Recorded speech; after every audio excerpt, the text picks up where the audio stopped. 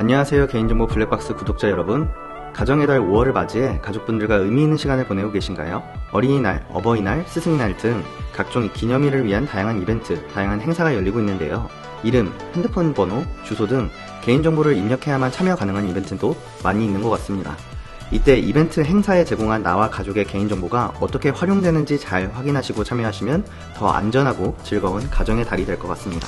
그럼 이번 5월에도 지난달 개인정보 보호 뉴스를 요약하고 요점만 쏙쏙 뽑아 설명해드리는 개인정보 뉴스 브리핑 시작하도록 하겠습니다.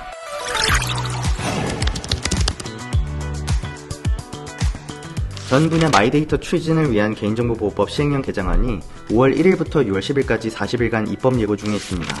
이번 시행령 개정안은 지난 데이터 3법 개정 이후 개인정보 전송 요구권 제도에 관련한 후속 조치입니다. 해당 시행령 개정안으로 마이데이터의 적용 분야, 정보 주체 전송 요구 대상 정보 기준, 개인정보 관리 전문기관 지정에 관한 내용들이 보다 더 구체화되겠습니다. 개정 내용은 크게 4가지로 이루어져 있는데요. 하나하나 알아볼까요? 첫째, 정보 주체가 전송 요구권을 행사할 때 정보를 전송해야 하는 대상자 및 정보 기준이 마련되었습니다. 먼저 부문 분야의 구분 없이 정보 주체 수가 10만 명 이상인 대기업 중견기업이나 100만 명 이상인 기관, 법인, 단체 등은 정보 주체가 전송 요구권을 행사하는 경우 정보 주체 본인의 개인정보를 정보 주체에게 전송할 수 있도록 해야 합니다. 만약 의료, 통신, 유통 분야에 해당하는 사업체이시라면 정보 주체 본인에게 전송하는 것뿐만 아니라 정보 주체가 요구하는 경우 제3자에게 그 개인정보를 전송할 수 있도록 조치를 취해야 하는데요. 예를 들어 A통신사가 개인정보를 저장하고 있는 고객 홍길동이 본인의 개인정보에 대한 전송 요구권을 행사하는 경우 지정한 다른 통신사에게 보내줘야 되는 것이죠. 제3자 전송 의무 대상인 의료, 통신, 유통 분야에 대해선 앞으로 하위 고시 제정을 거쳐 부문별로 세부 기준이 수립될 예정입니다. 둘째, 정보 주체 요구에 따라 정보를 전송받을 수 있는 수신자로서 개인정보 관리 전문기관에 대한 기준 및 절차가 마련되었습니다. 개인정보 관리 전문기관은 정보 주체와 다수의 사업자 간 개인정보의 전송을 중개하거나 전송받은 데이터를 관리 분석하는 기관이 되겠습니다. 3가지 유형의 개인정보 관리 전문기관 기준은 화면을 참고해주세요. 셋째, 정보 주체가 효과적으로 전송 요구권을 행사할 수 있도록 전송 과정에서 필요한 절차, 방법 등의 기준이 수립되었습니다. 크게 정보 전송자의 전송 방법과 절차에 관한 규정과 정보 전송자의 전송 요구 거절 및 전송 중단 관련 규정으로 이루어져 있으니 자세한 규제 내용은 시행령 개정안 본문을 확인해 보시면 좋겠습니다. 마지막으로 결합 전문기관 지정 이후 결합 실적이 없는 결합 전문기관에 대해서는 재지정 시 결합 실적 및 향후 운영 계획 등을 추가 검토해 재지정 여부를 결정할 수 있는 근거가 마련되었습니다. 장기간 동안 결합 실적이 없는 결합 전문기관에 대해선 전문기관 지정을 취소하는 법적 근거가 되겠네요. 이렇게 4가지 주요 개정사항에 대해 알아보았는데요. 개인정보 처리자 입장에선 정보 주체가 전송 요구권을 행사할 경우 정보 주체 본인에게 전송해야 하는 경우와 제3자에게 전송해야 하는 경우를 구분해서 규제에 대응해야 할 필요가 있어 보입니다. 정보 주체 입장에선 그동안 어려웠던 내 개인정보를 쉽게 이동시킬 수 있으니 편리해질 것으로 기대되는데요. 예를 들어 통신사를 옮기거나 다니던 병원을 옮기는 경우 개인정보 전송 요구권을 행사할 수 있겠네요. 입법 예고 내용은 개인정보보호위원회 홈페이지 내 공지사항에서 확인하실 수 있으니 재개정 이유를 확인하거나 개정안에 대해 의견을 제출하고 싶으신 분은 홈페이지로 들어가 보셔서 확인해 보시면 좋을 것 같습니다. 개정안 의견 제출은 6월 10일까지 국민참여입법센터 홈페이지에서도 온라인을 통해 의견을 제출할 수 있습니다. 제가 조회 안내 기준으로 14건의 의견 수가 있네요. 관심 있으신 구독자 여러분들도 해당 페이지에서 많은 의견 제출 바랍니다. 두 번째 뉴스는 첫 번째 뉴스와 관련이 있는 뉴스입니다. 마이데이터 산업이 활성화될 것으로 예상하면서 연계정보에 대한 규제가 강화되는 움직임이 보입니다. 흔히 약어로 CI라고 말하는 연계정보는 주민등록번호를 암호화한 값으로 온라인상 주민번호 대체수단으로서 이용자 식별과 온오프라인 서비스 연계 등을 위해 활용되고 있습니다. 이 연계정보의 생성, 처리 승인과 관련해 정보통신망법 시행령 개정안이 4월 17일부터 5월 27일까지 입법 예고 중에 있습니다. 이번 시행령 개정안은 지난 1월 정보통신망법 개정에 대한 후속 조치로 이루어졌는데요. 주요 개정 내용은 다음과 같습니다. 첫째, 연계정보 일괄 변환이 가능한 서비스 범위를 모바일 전자고지와 금융데이터로 명시해 그동안 금융앱 등을 통해 이용했던 마이데이터 서비스가 지속적으로 제공될 수 있는 근거가 마련되었습니다. 둘째, 연계정보 일괄 변환이 필요한 서비스를 제공하기 위해서 해당하는 본인 확인 기간, 연계정보 이용 기간의 경우 방통위의 사전 승인을 받아야 하는데 이에 대한 승인, 심사 절차 및 기준이 마련되었습니다. 셋째, 주민번호를 연계정보로 변환한 본인 확인 기간과 이를 제공받은 연계정보 이용 기간의 안전성 확보를 위해 본인 확인 기간에 대한 물리적, 기술적, 관리적 조치와 연계정보 이용 기간에 대한 안전조치 의무사항이 구체적으로 규정되었습니다. 여기서 연계정보 이용 기간이란 본인 확인 이용 기간으로부터 연계정보를 제공받은 자를 뜻하기 때문에 본인 확인을 위해 개인을 식별 후 서비스를 제공하는 많은 사업자들이 해당할 것 같은데요. 연계정보를 위해 분리보관, 암호화, 자료의 기록보관 등의 의무가 생기기 때문에 다소 부담이 있을 것으로 예상됩니다. 특히 본인 확인을 위해 연계정보를 100건 이상 제공받거나 직전 3개 사업년도 평균 매출액이 10억을 초과하는 자에 해당하는 경우, 또는 정보주체의 개인정보 전송 요청에 따라 연계정보를 생성 처리하는 경우에는 방통위에서 실시하는 연계정보 처리 실태 점검의 대상이 될 수 있기 때문에 유의하셔야겠습니다.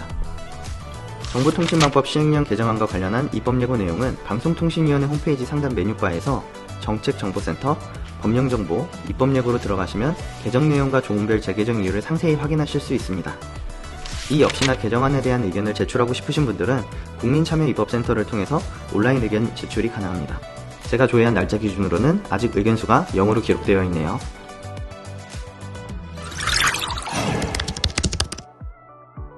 네, 다음 뉴스입니다. 개인정보보호위원회에서 운영하는 개인정보 교육 사이트 개인정보 배움터가 22일부터 서비스를 개시하였습니다. 개인정보 배움터는 기존의 개인정보 포털에서 부분적으로 제공하던 교육과 관련한 서비스를 분리하고 이용자 편의성을 높여 새롭게 단장한 웹사이트입니다. 개인정보 포털에서 교육 서비스를 이용하려면 매번 휴대전화 인증 등으로 본인 인증을 거쳐야 해서 다소 불편함이 있었는데, 개인정보 배움터로 이전하면서 회원가입 방식을 제공하도록 바뀌었습니다. 또한 학습 중이던 교육 영상 이어보기 기능을 추가하고 컴퓨터뿐만 아니라 스마트폰 등 모바일 기기에서도 교육 신청 및 학습이 가능하도록 하는 등 이용자의 학습 편의성이 개선되었다고 합니다. 기관의 교육 담당자로 등록하시면 교육과정 등록, 회원관리, 학습 이력 관리, 통계관리 등 강화된 교육과정 관리 기능도 이용할 수 있다고 하니 각 회사에서 개인정보보호 교육을 담당하시는 분들이 활용하시면 교육 참여율 관리가 용이할 것으로 보입니다. 개인정보 배움터 공지사항에 개인정보 배움터 교육 사용자 매뉴얼이 게시되어 있으니 개인정보 배움터를 이용하고자 하시는 구독자 여러분들은 이용 전에 매뉴얼을 한번 읽어보시면 더욱 도움이 되겠습니다.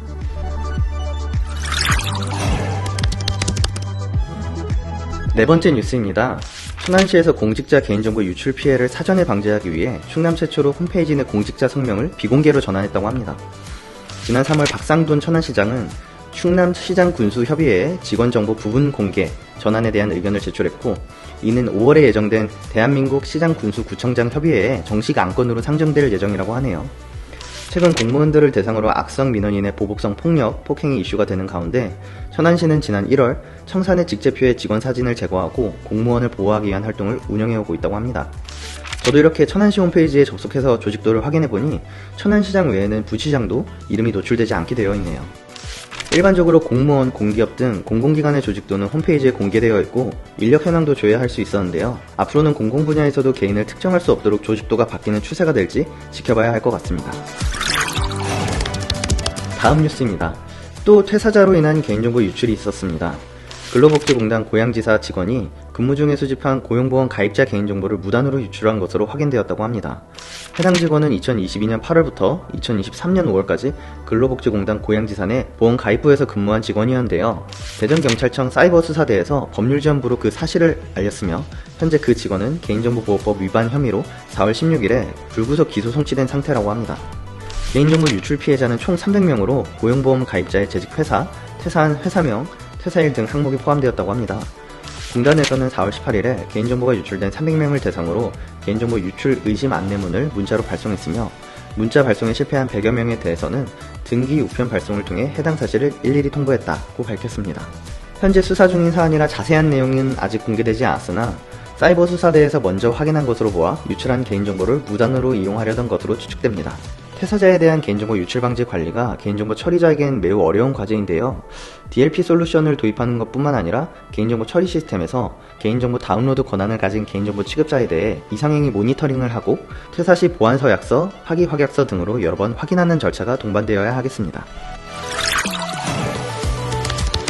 이번 달 마지막 뉴스입니다. 마이데이터가 정말 핫한 이슈네요. 마이데이터 서비스가 더 활성화될 것으로 보이는 뉴스입니다. 금융위원회에서 오는 9월 중 신용정보법 감독 규정을 개정한다고 합니다. 이를 통해 금융위원회에서는 마이데이터 서비스 이용 시 법정 대리인의 동의가 필요한 연령을 기존 19세에서 14세로 낮추기로 했다고 밝혔습니다.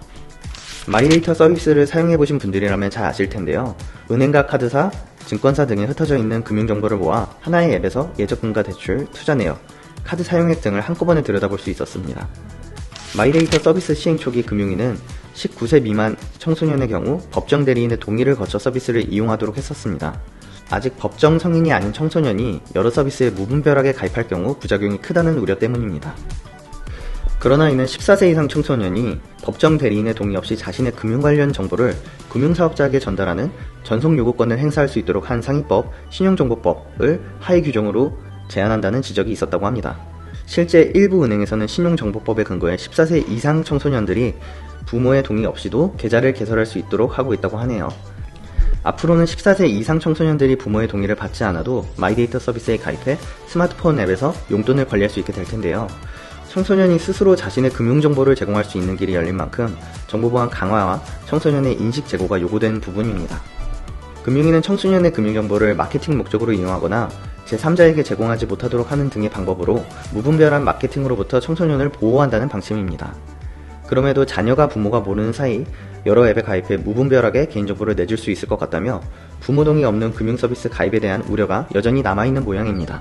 이번 신용정보법 감독 규정은 개인정보 보호와 활용의 양면에 있는 것으로 보이는데요. 개인정보를 이용한 데이터 경제 활성화를 위해선 규제를 완화해야 하지만 아직 성인이 아닌 청소년의 개인정보가 무분별하게 사용될까봐 걱정되는 부분도 확실히 존재할 것으로 보입니다. 마이데이터 서비스 가입 연령 완화에 대해 저희 구독자 여러분들은 어떻게 생각하시나요? 네, 이렇게 이번 달 준비한 뉴스를 모두 설명드렸습니다. 최근 개인정보보호법 개정 후속 조치에 따라 각종 시행령 개정안, 해설서, 지침, 가이드라인 등이 공개되고 있어서 개인정보보호 담당자분들 정신없으실 것으로 예상됩니다. 저희 개인정보 블랙박스에서는 중요한 법 개정 사항, 안내사항 등을 빠짐없이 설명해드리고 있으니 꼭 구독과 알림 설정을 통해 필요한 정보 제때 받아가시기 바랍니다. 앞으로도 개인정보 뉴스 브리핑과 함께 실무자의 입장에서 도움이 되는 유용한 정보, 국민의 입장에서 알면 좋은 유익한 정보 많이 공유드리도록 하겠습니다. 바쁜 와중에도 가족분들과 함께 즐거운 시간 보내는 5월이 되시길 바라며 이 영상이 도움이 되셨다면 개인정보 블랙박스 구독, 좋아요, 알림 설정까지 부탁드립니다.